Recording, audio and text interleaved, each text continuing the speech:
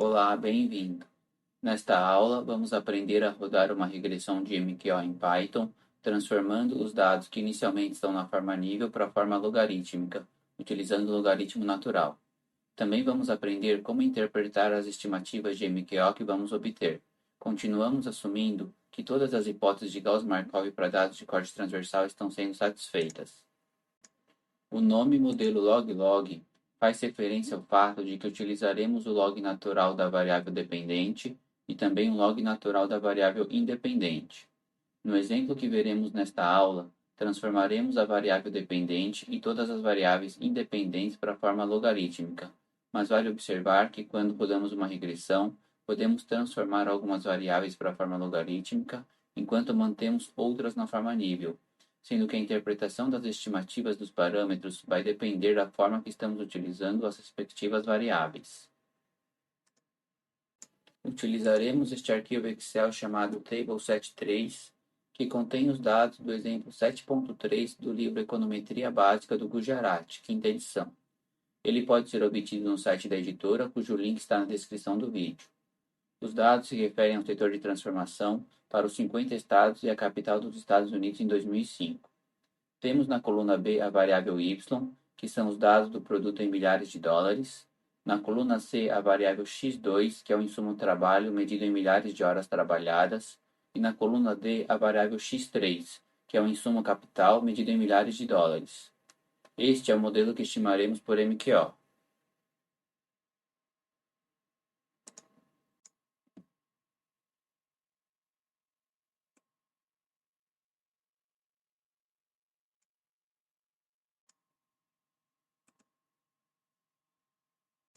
Vamos começar importando os módulos necessários para a aula e os dados do arquivo Excel.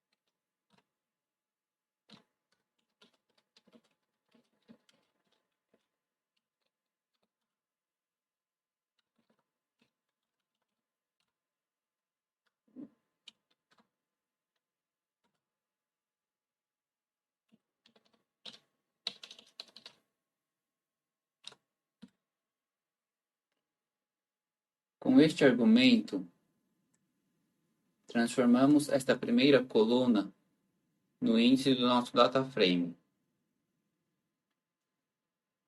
Com este argumento, não importamos as linhas 0, 1, 2, 3 e 4 do Excel. E com este argumento, não importamos estas duas últimas linhas do Excel.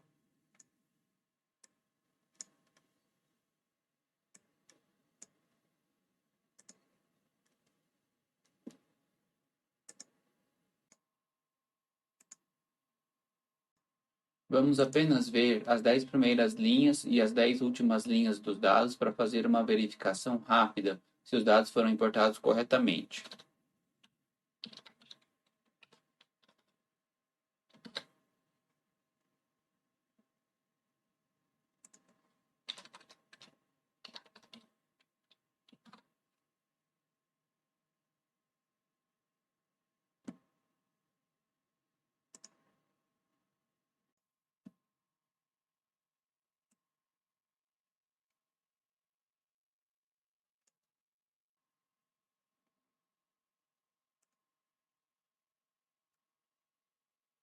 Agora vamos rodar a regressão, primeiro criando um objeto do tipo OLS com a função OLS, depois utilizando o método fit para que os cálculos da regressão sejam feitos, e depois aplicando o método summary para obter o quadro com os resultados.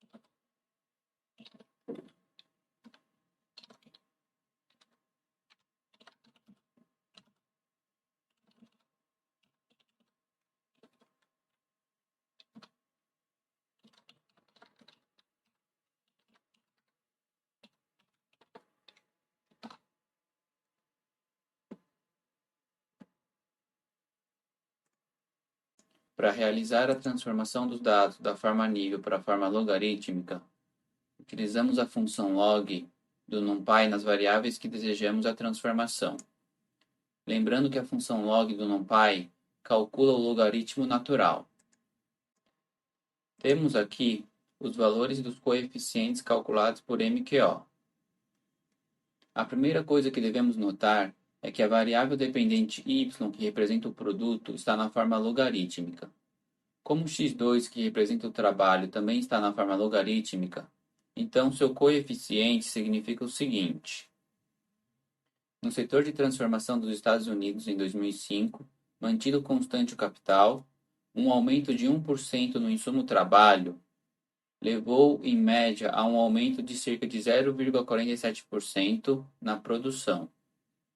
Note que, pela definição de elasticidade, este coeficiente calculado é a elasticidade de y em relação a x2, ou seja, é a elasticidade do produto em relação ao trabalho, mantido constante o capital representado por x3.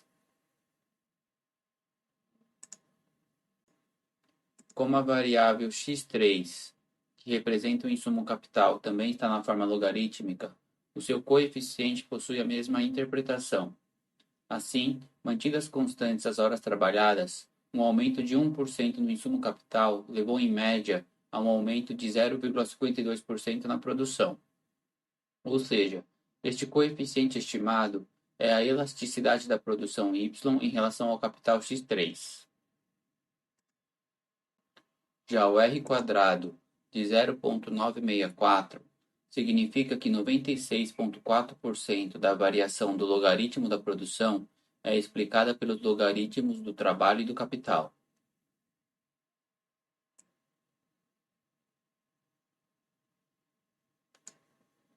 Aqui temos a equação com os coeficientes apresentados na tabela, arredondados para duas casas decimais.